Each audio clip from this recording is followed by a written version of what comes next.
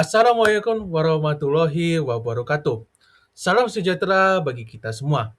Yang saya hormati kepada Bapak Ibu dosen penguji, dan saya hormati juga kepada Bapak dosen pembimbing 1 dan 2, serta rekan-rekan lainnya yang sedang menonton saat ini.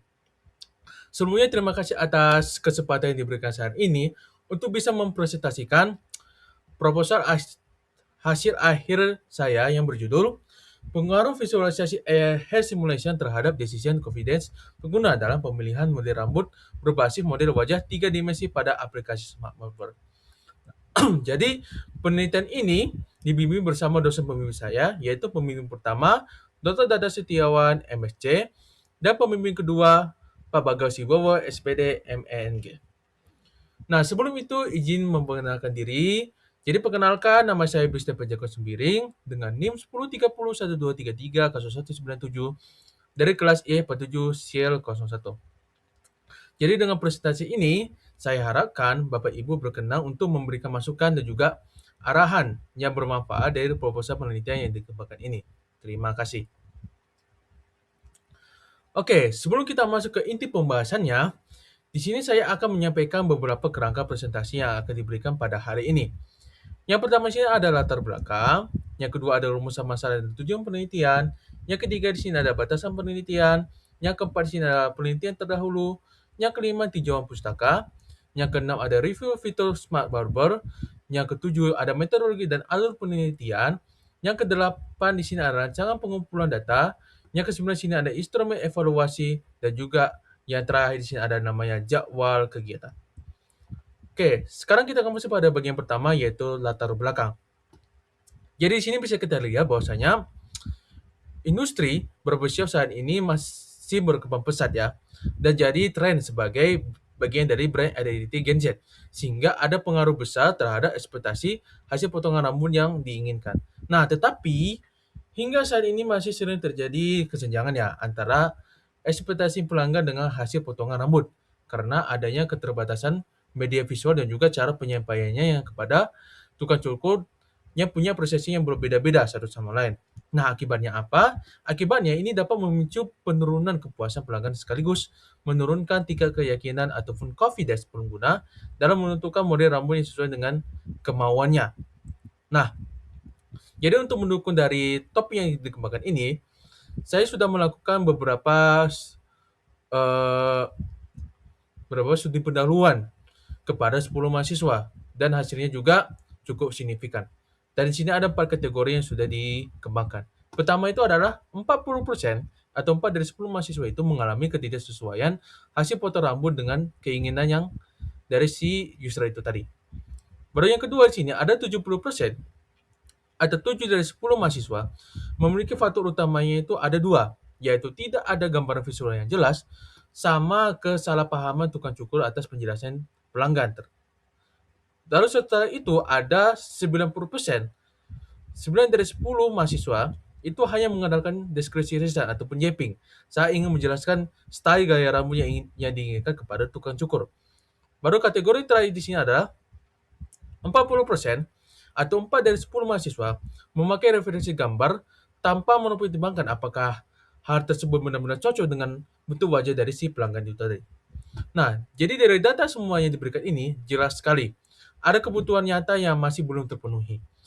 Maka, solusi yang diusulkan dalam penelitian ini adalah menggunakan fitur AI Hair Simulation berbasis wajah 3D yang dikombinasikan bersama rekomendasi model rambut sesuai bentuk wajah dan jenis rambut.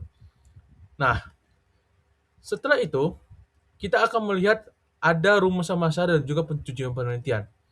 Nah, bagian pertama di sini adalah bagaimana langkah dalam merancang prototipe UI UX Smart Barber dengan representasi dari fitur AI Hair Simulation 3D Face Model dengan pendekatan User-Centered Design. Oke, terus yang poin kedua di sini adalah seberapa besar pengaruh fitur AI Hair Simulation ini terhadap kepercayaan diri pengguna dalam memilih model rambut, dan apakah fitur ini juga mengurangi miskomunikasi jika dibandingkan tanpa menggunakan simulasi visual. Baru di sini terakhir ada bagaimana desain aturan muka Smart Barber ini memenuhi aspek usability berdasarkan evaluasi pengguna nyata dari segmen yang ditetapkan. Nah, jadi dari rumusan masalah yang diberikan ini, terbitlah tujuan penelitian. Nah, ada 3 tujuan penelitian yang diberikan. Yang pertama sini ada menghasilkan prototipe UX Smart Barber dengan representasi fitur hair simulation atau simulasi tampilan 3D face model. Melalui pendekatan user-centered design sesuai perilaku nyata dari pengguna laki-laki Gen Z.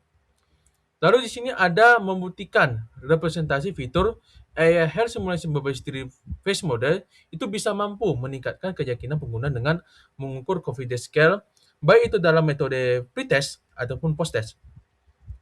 Lalu terakhir sini akan menghasilkan evaluasi usability desain antarmuka Smart Barber yang akan menggunakan instrumen PSU ke versi 3. Ini sebenarnya dikembangkan oleh Benchmark Lewis 2002. Nah, jadi di sini untuk PSUQ ini idealnya itu ada pada skor 1 sampai 3. Seperti itu.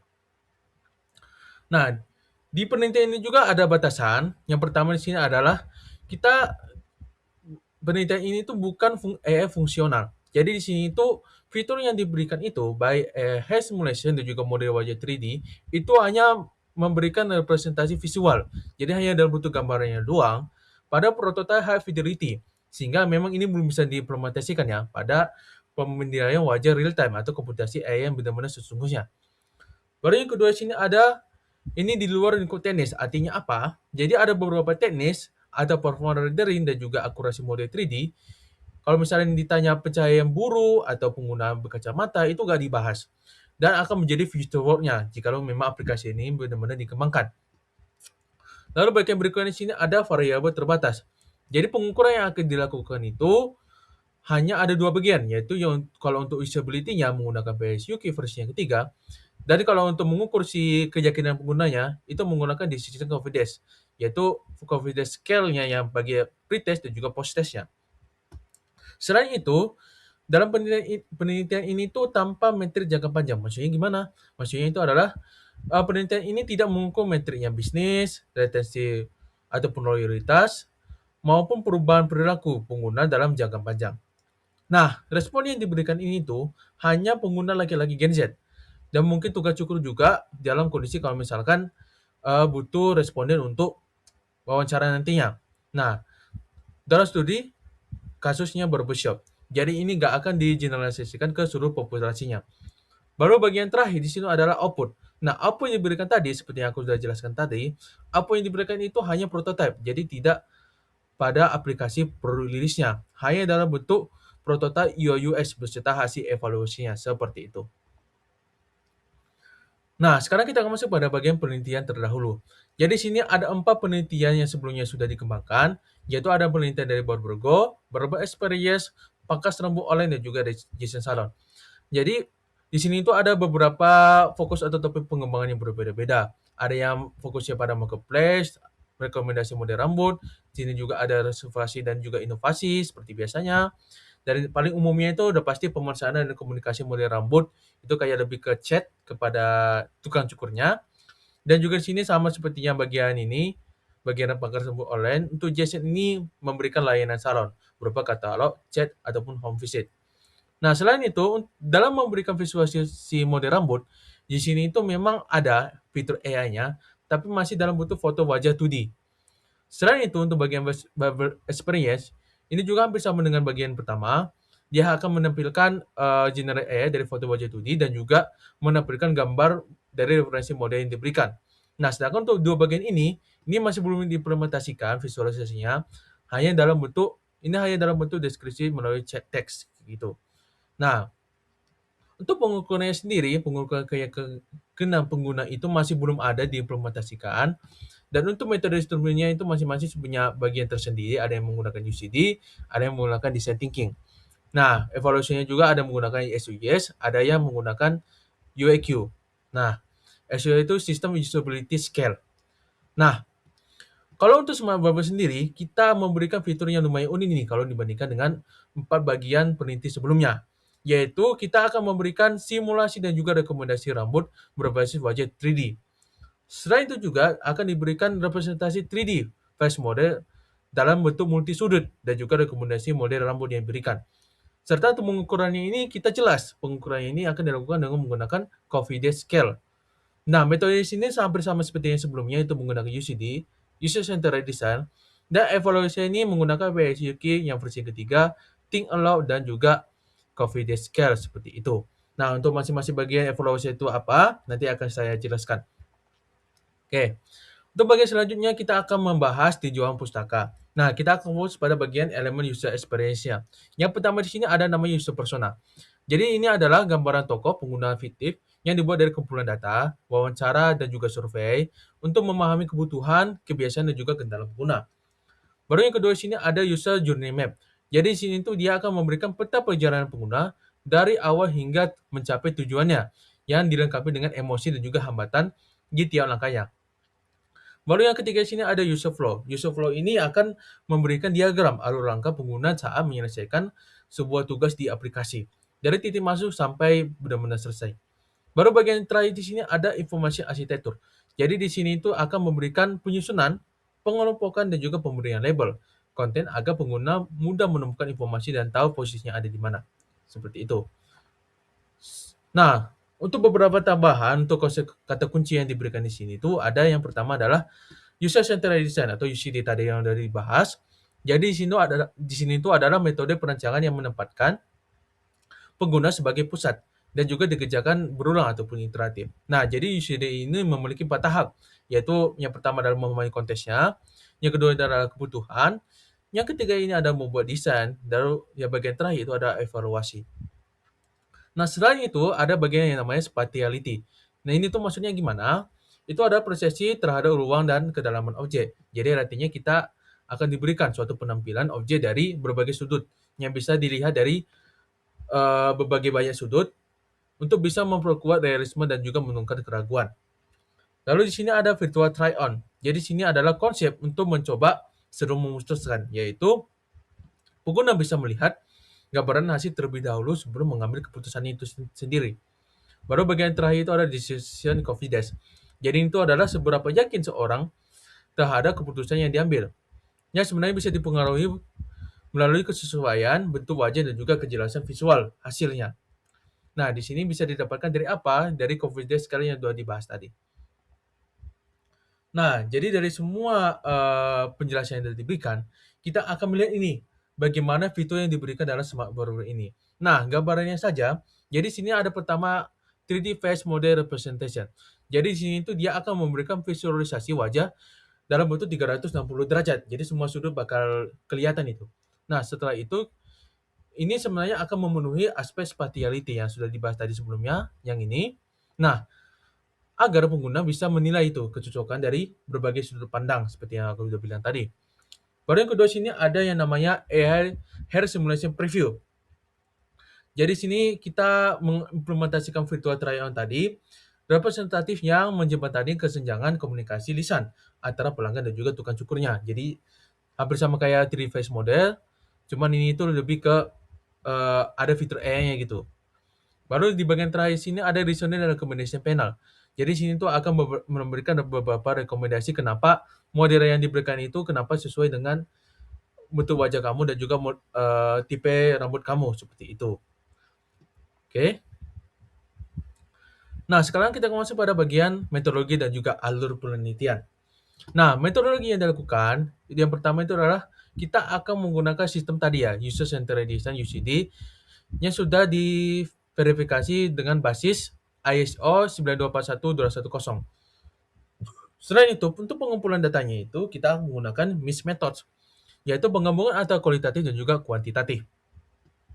Nah, selain itu juga, instrumen yang akan dilakukan dalam evaluasi itu adalah PSUK yang versi yang ketiga sebagai usability dan juga confidence scale, yaitu menyakitkan pengguna. Nah, metode pengujian yang dilakukan itu menggunakan think aloud. Nah, untuk alur penelitian sendiri, kita akan mulai dari fase awal, yaitu bagian literatur review. Jadi, sini kita akan melakukan telaah, jurnal, dan juga pencarian penelitian pustaka terkait UX dari barbershop. Nah, setelah itu kita akan masuk pada bagian fase yang pertama, yaitu understand the context of use. Ya, jadi di sini singkatnya, kita akan melakukan perekrutan beberapa responden sesuai dengan kriteria yang dibutuhkan. Lalu, kita akan melakukan survei, baik secara kuantitatif maupun kualitatif, seperti yang ada dibahas tadi. Nah, ini implementasiannya bagaimana, itu akan dijelaskan pada slide yang berikutnya. Nah, jadi nantinya hasil yang akan diberikan ini adalah user personal dan juga user map. Baik dari perspektifnya laki-laki Gen Z maupun tukar cukur. Baru kita akan masuk pada fase yang kedua, yaitu specify user requirements. Jadi di sini kita akan merancang functional requirements atau pengembangan fitur inti tadi, dan juga non-functional requirements itu memaksimalkan kualitas pengalaman dalam penggunaan prototipe itu sendiri. Yang nantinya ini akan membantu dalam pembuatan user flow dan juga information architecture. Baru selanjutnya di sini ada yang namanya produce design solution. Jadi di sini kita akan membuat low fidelity atau sketsa awal, lalu kita akan membangun desain sistemnya, lalu mengembangkannya menjadi wireframe. Wireframe itu kita fokusnya ke bagian high high fidelity ya. Ini sebenarnya ada beberapa keliruan, harusnya ini high fidelity. Yang dimana ini sudah berwarna dan lengkap dari seluruh halaman yang diberikan. Baru setelah itu, kita akan masuk pada bagian fase yang keempat, yaitu evaluate design against requirements. Jadi ini dilakukan secara iteratif ataupun berulang. Jadi setelah kita membuat hasil desain tadi, prototipenya tadi, kita akan melakukan confidence scale pretest. Jadi setelah kita melakukan confidence pretest, kita akan melakukan sesi think aloud. Jadi pengujian aplikasi yang dilakukan itu seperti apa. Baru setelah itu kita akan melakukan confidence scale yang bagian post-testnya setelah kita melakukan pengujian terhadap aplikasi yang diberikan. Barulah dari semua bagian ini kita akan mengimplementasikan bagaimana PSUK itu tadi. Nah, jadi semua bagian ini, jikalau memang targetnya tercapai, nah target tercapai itu berarti dia apa? Caranya adalah PSUK yang tadi yang ini, itu diusahakan sampai pada poin 1 sampai 3. Sedangkan kalau untuk confidence scale ya, tadi kan ada dibuat confidence scale-nya, itu diusahakan sampai 3 sampai 5. Itu harus mencapai batasan dari yang diharapkan, seperti itu. Nah, jikalau memang ada beberapa bagian yang belum tercapai, misalkan masalah utamanya itu adalah bagian tampilannya atau alur interaksi desain yang memang kurang bagus, nah kita akan balik ke fase yang ketiga. Sedangkan kalau misalnya ada beberapa bagian yang belum tercapai, yaitu pada bagian kebutuhan user, itu memang masih ada beberapa bagian yang missing atau tidak sesuai, nah maka kita akan masuk kepada bagian fase yang awal lagi, yaitu fase yang pertama. Seperti itu. Oke. Nah, sekarang kita akan masuk pada bagian rancangan pengumpulan data. Nah, jadi sini tuh ada MIS method tadi ya yang sudah dibahas. Ada dua bagian ini. Yang pertama itu adalah kuantitatif. Ini dilakukan dengan apa? Kita akan melakukan kuesioner kebutuhan dan juga confidence scale tadi ya. Menggunakan Google Form untuk menggali kebiasaan untuk memilih rambut, masalah komunikasi dan juga keyakinan awal. Nah, respon yang akan diambil itu sekitar 60 dengan responnya itu rata-rata laki-laki Gen Z. Selain itu, kita akan menggunakan metode kualitatif juga. Di sini dilakukan dengan melakukan wawancara mendalam atau in-depth interview, baik secara online, Zoom maupun tatap muka, untuk menggali lebih dalam terkait kebutuhan yang lebih kompleks seperti itu. Nah, untuk pengambilannya itu sendiri, 15 orang itu adalah pelanggan barbershop atau laki-laki Gen Z yang akan diwawancarakan. Dan satu lagi kita akan mewawancarakan tukang cukurnya, yaitu dibutuhkan ada 4 orang. Seperti itu. Nah, kita akan masuk pada bagian instrumen evaluasinya. Jadi ada 3 instrumen yang akan dibahas. Yang pertama itu adalah Post-Study System Usability Questionnaire atau PSUQ yang sudah dibahas sebelumnya, versi yang ketiga. Jadi sini tuh dia akan mengukur kepuasan dan usability sistem dalam 3 dimensi, yaitu kegunaan sistem, kualitas informasi, dan juga kualitas antarmukanya. Jadi sini akan ada 16 item pernyataan yang diberikan dalam PSUQ ini. Nah, jadi untuk bar yang akan diberikan itu ada 1 sampai 7 untuk likernya. Nah, untuk skor idealnya itu sendiri, kita akan menggunakan 1 sampai 3. Itu adalah skor ideal dari sistem PSUQ versi ketiga ini. Baru setelah itu ada confidence scale. Jadi sini kita akan mengukur tingkat keyakinan pengguna dalam memilih model rambut. Nah, di sini ada 2 bagian yang diambil. Yang pertama itu adalah pretest. Pretest ini akan dilakukan sebelum menggunakan prototipe aplikasi smart barbernya. Baru di sini ada post test. Post test ini digunakan sesudah menggunakan prototipe aplikasi smart barbernya. Nah, untuk likernya sendiri atau bar yang diberikan itu ada di antara 1 sampai 5. Nah, sedangkan untuk skor idealnya itu di antara 3 sampai 5. Nah, terus setelah itu kita akan masuk bagian think aloud. Think aloud itu adalah si pengguna ini akan menjalankan skenario tugas pada prototipe Smart Barber sambil berpikir lantang. Artinya apa? Dia akan mengungkapkan apa yang dipikirkan dan dirasakan selama berinteraksi. Nah, yang perlu diamati di sini adalah hambatan, waktu penyelesaian tugas, kesalahan navigasi, serta respons emosional dan feedback dari pengguna. Nah, aplikasi yang akan dilakukan, dieksekusi itu adalah menggunakan aplikasi Mesh. Seperti itu. Nah, jadi inilah gambaran dari si jadwal kegiatan yang akan dilakukan pada bulan-bulan ke depannya. Yaitu di sini kalau bulan pertama, kita akan melakukan literatur review mendukung topik, lalu setelah itu kita akan melakukan rekrutmen dan persiapan respondennya, baru pengambilan data kuantitatif, baik dalam survei kebutuhan dengan kuesioner, dan juga kita akan melakukan kualitatif, yaitu melakukan in-depth interview pengguna dan juga tukang cukur. Nah, kebetulan untuk bagian 4 ini, kita akan ambil di bagian bulan yang pertama dan juga bulan yang kedua, karena lumayan banyak juga yang harus diwawancarakan. Selain itu, untuk di bulan kedua, di sini ada juga understand context of use. Yang bagian pertama tadi, fase yang pertama, kita akan mengembangkan juga user personal dan juga user journey. Nah, untuk bagian keenam ini kita akan ambil di bulan kedua dan juga bulan ketiga, yaitu specify user requirements, yaitu itu pada fase yang kedua, yaitu ada user flow-nya dan juga informasi arsitekturnya. Selain itu juga, untuk bulan ketiga ini aja, di sini ada kita melakukan perancangan wireframe dan juga prototype low fidelity. Serta di sini ada juga desain sistemnya. Nah, pada bulan keempat kita akan mengembangkan perancangan prototype high fidelity. Nah, di sini juga kita akan melakukan usability testing itu dan juga evaluasi iterasi yang pertama. Yang dengan menggunakan Think a Lot, PSUK yang versi ketiga tadi, dan juga confidence scale pre dan post test. Nah, di sini tuh kita akan melihat itu. Kalau misalkan di bagian iterasi pertama ternyata sudah bagus, kita akan men-skip 2 bagian ini. Tapi kalau misalkan ada, maka kita akan melakukan perbaikan desain dan juga user requirement dari iterasi pertama, jika memang ada beberapa bagian belum sesuai. Nah, setelah itu kita akan melakukan usability testing iterasi kedua dan penyempurnaan evaluasi akhirnya, gitu. Oke, baik. Demikianlah paparan presentasi dan seminar proposal yang dapat saya sampaikan pada hari ini. Untuk menutup presentasi ini, saya ingin memberikan satu hal yang menjadi bagian utama di balik penelitian Smart Barber ini. Setiap orang berhak merasa yakin atas pilihannya, bahkan untuk hal sederhana, potong rambut saja. Oke, sekian presentasi dari saya. Mohon maaf apabila ada kesalahan kata atau kalimat yang mungkin tidak berkenan dan juga tidak cocok bagi rekan-rekan sekalian semuanya. Dan saya sangat mengharapkan masukan atau juga saran atau juga pertanyaannya dari Bapak Ibu dosen, penguji, dosen pembimbing, ataupun rekan-rekan sekalian yang sedang menonton ini demi penyempurnaan penelitian ini ke depannya. Jadi atas seluruh perhatian dan kesempatan yang diberikan, saya ucapkan terima kasih sebesar-besarnya. Wassalamualaikum warahmatullahi wabarakatuh. Terima kasih sudah menonton.